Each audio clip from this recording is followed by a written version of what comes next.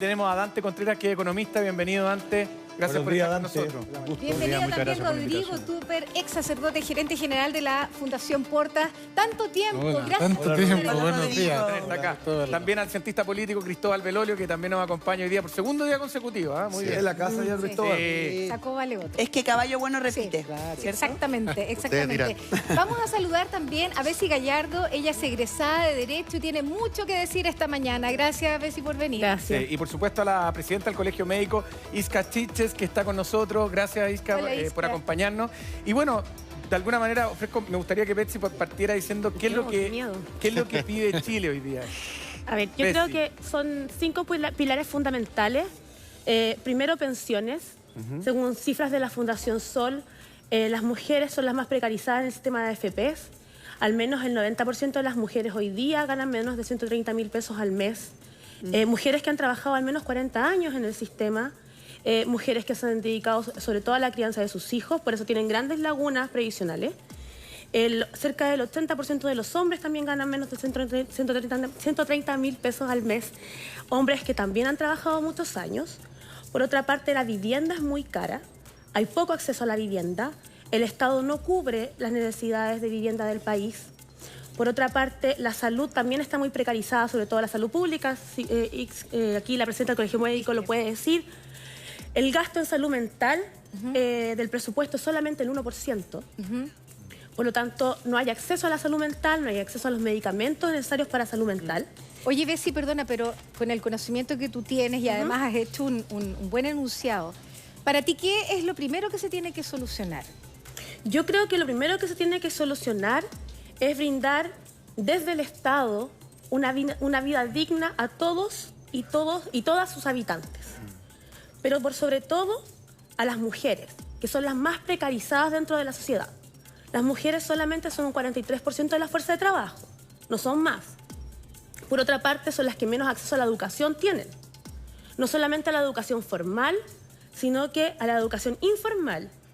Y son las que tienen trabajos más informales. Por lo tanto, el sistema de AFPs las perjudica.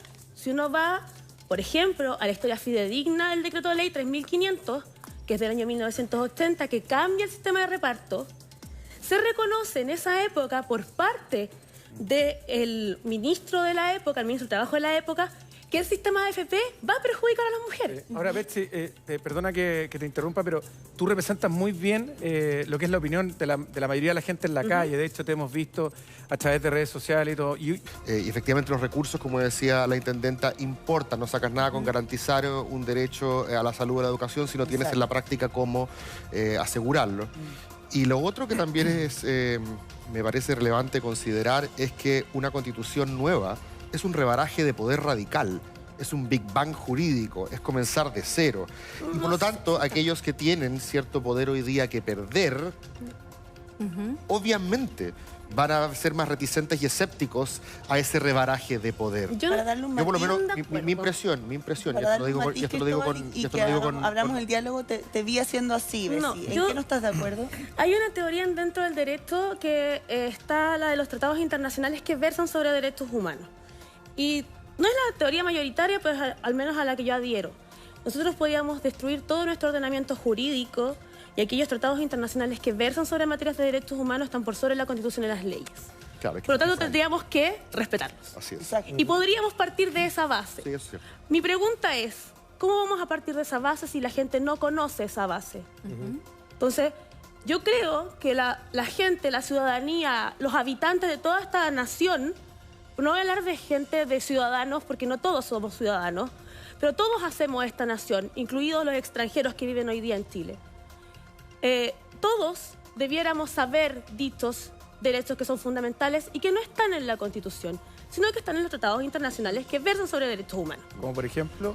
Como por ejemplo, que según una convención, ya que estamos aquí con la presidenta del Colegio Médico, las mujeres tienen derecho al aborto en ciertos casos, porque si no se produce ese derecho, es tortura o tratos degradantes.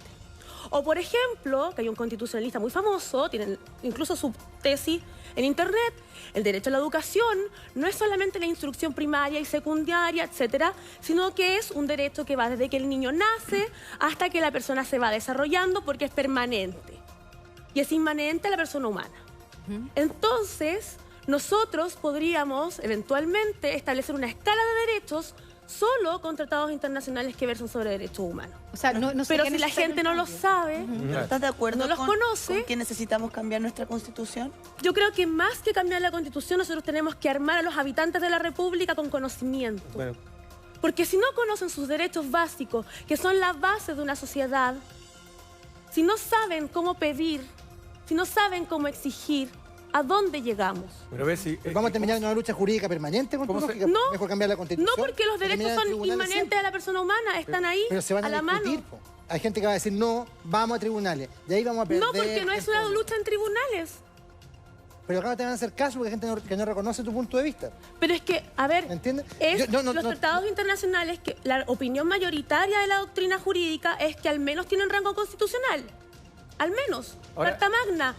De ahí para abajo o de ahí para arriba. Pero acá nos han respetado todo este tiempo. ¿Quiere decir algo también? Desde la ignorancia de ser médico a lo legal, sí creo que es una buena forma quizá partir conversando en cuáles son esos acuerdos sociales. Cuando hablamos de construyamos un nuevo pacto social y político, que nadie se quede a la cola, en donde vamos a mantener algunos grados de libertad, porque evidentemente vivimos en una economía liberal, pero vamos a hacer un modelo más amable con la sociedad. Y sí, quizá la discusión constitucional puede ser un buen ejercicio de definir esos horizontes que es un buen ejercicio como político, en donde todos podemos contribuir, y decir hasta cuándo esto de mi 7%, mi AFP, mi vivienda, mi casa y el otro. Esa es una discusión que Chile tiene que dar para después empezar en este trabajo, tal como decía Dante también. Yo sé que voy a llevar salud para todo mi país, por ejemplo. Voy a ir dando pasos, porque evidentemente no tengo toda la plata hoy día, evidentemente tengo que hacer leyes, tiene que ser un proceso que no crea ansiedad, pero por lo menos podemos empezar a conversar de esos grandes acuerdos. Y verlo como inversión, no como gasto. Sí, una pequeña duda que me gustaría como preguntar. Cuando se habla, y lo digo desde la ignorancia porque no manejo el tema, pero cuando se habla de poder llegar a una asamblea constituyente, de poder modificar nuestra constitución, una cosa es modificar la constitución o la otra cosa es hacer una constitución completamente... Una cosa es modificar la constitución, que es de hecho la misma constitución, Cristóbal me puede corregir, materias de plebiscito, una de ellas es la reforma de la Constitución, y los quórums son sumamente altos, por cierto, para modificar Constitución. Y otra cosa es hacer asamblea constituyente y nueva Constitución. Ya. Aquí estamos hablando de lo segundo. Aquí estamos hablando de lo segundo. O sea, nosotros estamos hablando de que vamos a someter a todo el ordenamiento jurídico actual de Chile a una nueva Carta Fundamental, y aquellas leyes que no se sometan a esa nueva Carta Fundamental quedan derogadas ipso facto. ¿Pero quién vela por eso? Es una estupenda pregunta, porque las condiciones de participación son radicales para que tú creas realmente que vas a tener derecho a voz y voto. Pero hay dos cosas que me gustaría decir. La primera es que uno de los problemas en esta discusión es cuando una de las dos partes predetermina el resultado. Claro. Entonces, por ejemplo, yo te invito a ti a una asamblea constituyente, pero te digo de antemano que la Constitución tiene que, por ejemplo, nacionalizar el agua o haber sistema de reparto en provisión. ¿Y qué pasa si tú tienes ideas distintas a esa? Es como que yo te invito a ti a un partido de fútbol que de antemano te digo que te voy a ganar 5-0. Y eso creo que estratégicamente además ha sido torpe en general la izquierda al ofrecerle esa invitación a la derecha, porque la derecha probablemente no se va a sentar a esa mesa si sabe que va a salir trasquilada. Y este es un tema más estratégico. Pero que es importante también porque hay que dar certidumbre de que todas las voces se van a escuchar. Hoy día la Constitución que tenemos, por lo menos en su origen, fue hecha con trampa a favor de un sector versus el otro. La idea es que la que tengamos ahora no quede al revés. Y lo segundo quería decir muy corto, no es obvio, puede ser, pero no es obvio que la demanda hoy de la calle sea asamblea constituyente. No. No es obvio. De hecho, a ver, Bessi, por ejemplo, tiene bastante claridad respecto de qué es lo que es, cuáles son los objetivos. A mí me gustaría tener la misma claridad, porque la verdad es que no tenemos un decodificador que nos diga dentro de la heterogeneidad y diversidad de cosas que se han pedido y de la gente que se está manifestando, no hay un petitorio, no han parido, por así decirlo, pero las peticiones son claras, son contundentes. Algunas son incompatibles entre sí. Claro. Por ejemplo, si yo tengo que decidir hoy día si voy a tener, por ejemplo, Isquia decía muy bien, un sistema de salud gratuito, garantizado y público como en Inglaterra en NHS, probablemente no pueda tener gratuidad.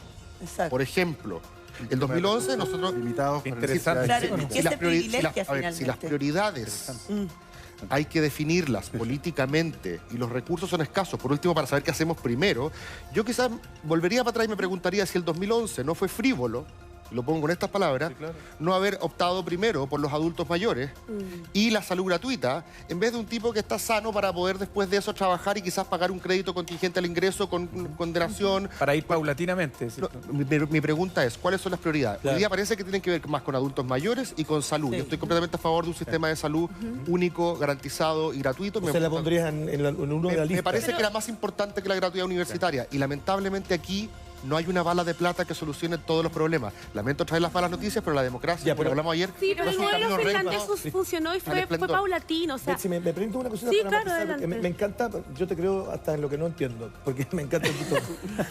De verdad. No sé qué pasa cuando tú una impronta así, yo le creo todo, fíjate que mucha gente que está en su casa pensando, hasta a Cristóbal le pasa, que de repente dice, ¿cuál será la forma de encontrar una solución para comenzar a caminar? Ordenemos las prioridades. ¿Ah?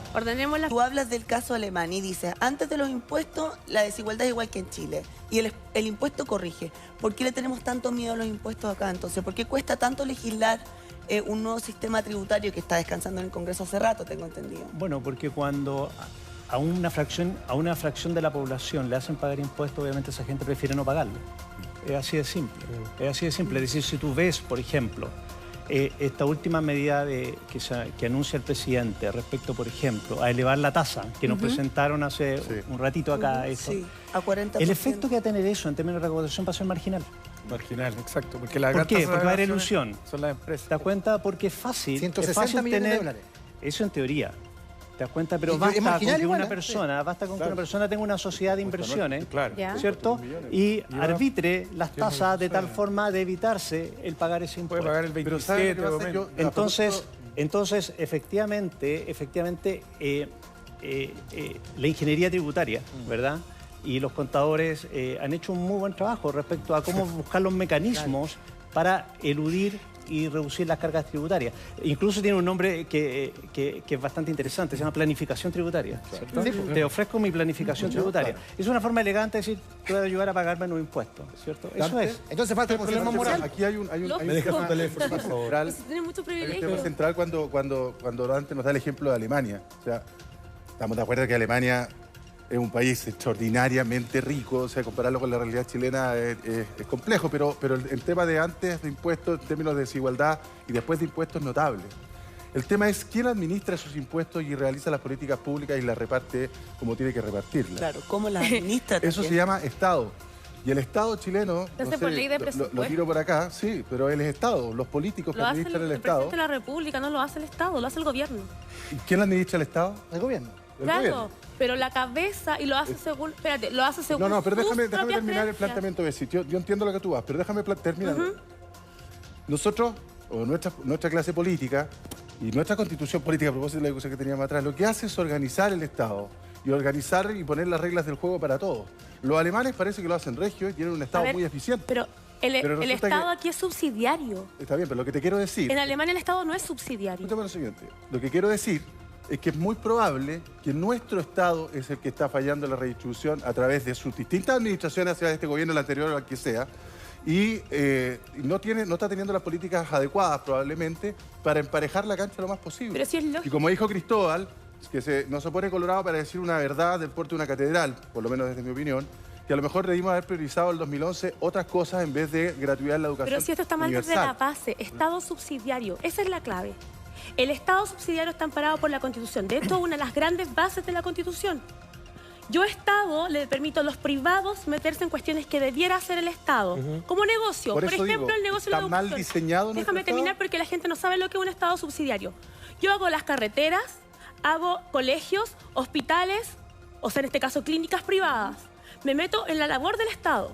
Si el privado no lo puede hacer, ahí recién el Estado entra y dice, ya, yo lo voy a hacer. Cuando tenemos un Estado que es subsidiario, en el juego social la gente pierde. Y eso es lo que debemos modificar. El Estado. Y eso viene desde el 11 de marzo de 1980 con la Constitución de la dictadura. Entonces, eso es lo que tenemos que modificar. Eso es lo que tenemos que discutir, porque ese es el rayado de cancha. En el fondo, no puede ser que hasta las cárceles sean concesionadas. Es capaz de resolver eso como lo hacen los alemanes. Porque Alemania no tiene un Estado subsidiario. Porque la carga impositiva en Alemania está bien distribuida. Porque Europa entendió que invertir en las personas no es gastar dinero, es inversión. En la medida en que tú inviertes en los habitantes, disminuye la delincuencia, disminuye la pobreza y la desigualdad. Es cosa de ver a Finlandia. Finlandia es uno de los países que más invierte en sus ciudadanos, pero al mismo tiempo es la que más recauda en impuestos. Entonces, en la medida en que nosotros recaudamos en impuestos y invertimos en las personas, obtenemos sociedades más justas.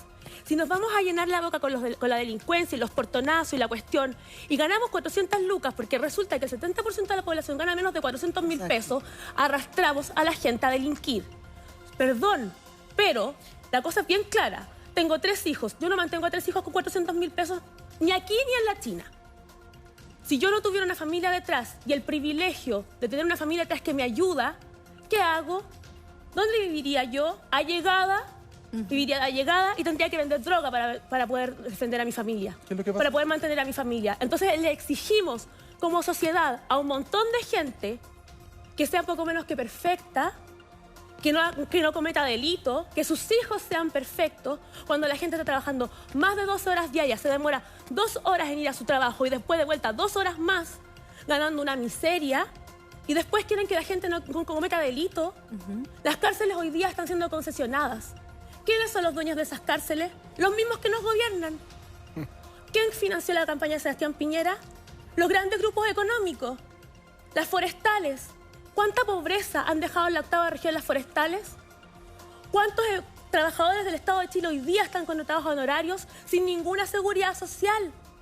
Entonces, el problema es de base y es estructural. Chile hoy no invierte en sus personas. Creen que las personas son un gasto. ¿Por qué? Porque tenemos un Estado que subsidia. Claro, y si tenemos un Estado mal diseñado, como dices tú... Más encima los ricos no pagan impuestos. Evidentemente, es atingente hablar entonces de una nueva Constitución. Sí, claro, lógico. Agarremos la emoción de Betsy, por favor. Sí. Porque yo creo que aquí nos generó algo. Sí. Perdón que lo diga, pero aquí algo pasó. O sea, cuando hay algo tan explícito que viene desde la guata, no nos podemos hacer los hueones, perdone que lo diga así. Que alguien nos explique con peras y manzanas el mundo en que estamos viviendo se agradece. Yo te lo quiero decir. Gracias. Y te lo digo desde lo más profundo de mi corazón, porque probablemente lo que está sintiendo la gente en su casa. Basta de explicarnos cosas que no entendemos y obliguémonos a decir las cosas como Obliguémonos a vernos a la cara. Y ahora inmediatamente tomo tu emoción y te la traspaso, Cristóbal, porque me imagino que estás sintiendo también de alguna forma lo que estamos escuchando. Creo que todos queremos abrir el discurso de esta manera. Yo creo que los objetivos son comunes, pero muchas veces los medios no son necesariamente los mismos. Claro. Y la política justamente está ahí para realizar esa labor. Algo de eso conversamos ayer. Mi problema en la situación en la que nos encontramos hoy día es que quizás la clase política, me parece, o no está dando el ancho o está renunciando a conducir, que es lo que me parece más muy complejo. Peligroso. Me parece peligroso, pero además como el discurso de la calle, si es que existiera tal cosa como esa entidad, esa entelequia que es la calle, que se vayan todos, es un discurso que en el fragor, en la efervescencia, en la calentura, en la rabia contra la élite, todos dicen. Pero el problema es que si se van todos, no vamos a tener cómo procesar, mediar, deliberar sobre esos medios para conseguir esos fines. Claro. La democracia, como lo hablamos ayer, es trabajosa. Súper. Y no necesariamente va de la noche a la mañana a solucionar nuestros problemas, porque tenemos ideas distintas sobre lo que constituye una vida buena y qué es lo que es justo y cómo podemos llegar a eso. Lo único que yo pido ahora es que, si bien la calle tiene que mantener el corazón caliente, los políticos tienen que tener la cabeza fría. Este es el momento, como una encrucijada histórica lo requiere, en el cual la clase política esté a la altura. ¿Y qué te pasó con lo que sucedió ayer en el Congreso? Me parece que es parte un poco de lo mismo. O sea, yo entiendo la sinceridad con la cual muchas de estas personas actúan y porque sienten que realmente tienen que hacer el punto. Pero hay dos grupos en este momento a los cuales se les exige la cabeza más fría que a nadie. Sin duda, a los que ocupan armas hoy día y pueden eventualmente atentar contra la población civil, esa es la cabeza más fría de todas. Y la segunda, la de aquellos que tienen que conducir, la de aquellos que tienen que liderar. Y me parece que esa cabeza fría no se ha manifestado. Y una cosa muy pequeña, el problema también de no decodificar qué es lo que dice la calle, es que cualquier grupo va a decir, mira, yo creo que lo interpreto mejor. Ayer, por ejemplo, junto con la rebaja de la dieta parlamentaria, que parecería ser relativamente compartido, se aprobó disminuir el número de parlamentarios. Pero justamente gracias a que lo agrandamos, grupos que no tenían representación históricamente entraron. El Frente Amplio, por ejemplo, que en parte surgió de las movilizaciones de la calle del 2011, que fueron capaces de mutar institucionalmente y meterse en la máquina procesadora de decisiones, por así decirlo. Si tú vuelves a algo más binominal, por así decirlo, vamos a tener un problema de legitimidad política. Entonces, ojo con tratar de decir que es obvio lo que dice la calle sin un ejercicio de, como digo yo, de decodificación y sin una deliberación para ver si es que realmente las ideas son buenas o no y cómo las...